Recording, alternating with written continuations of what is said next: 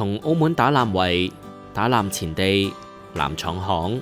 大欖巷到路環打欖街、打欖路及另一個打欖前地等，澳門與打欖相關嘅街道及地名有9個之多，足見昔日打欖至興旺。喺澳門仲係漁村嘅往日，船隻日常嘅運作都需要用到繩纜，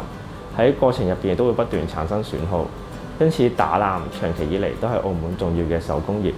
民間盛行之外，亦都曾經有個專攻葡萄牙船隻嘅官辦欖廠，相當興盛。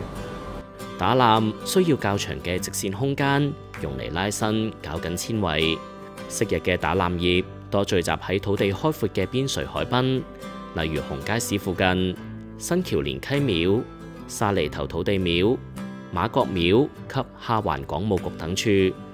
工人會喺木架上設置活動鐵鈎及纜手，將麻繩放喺鈎架上攪動，令有線繞成幼繩，再重複將幼繩合埋一齊繞成粗繩，最後結為纜。喺澳門漁業鼎盛嘅年代，打欖正係海岸線常見嘅風光。近代澳門經濟轉型，傳統漁業逐漸式微。第2次世界大戰後，尼龍等工業製品開始廣泛應用，漁民陸續改用尼龍漁網、尼龍繩纜，打欖行業迅速沒落。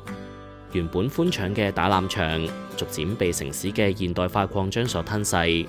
只留低打欖前地、打欖路等地名，將昔日街坊提籠買欖、漁民補給嘅歷史記憶，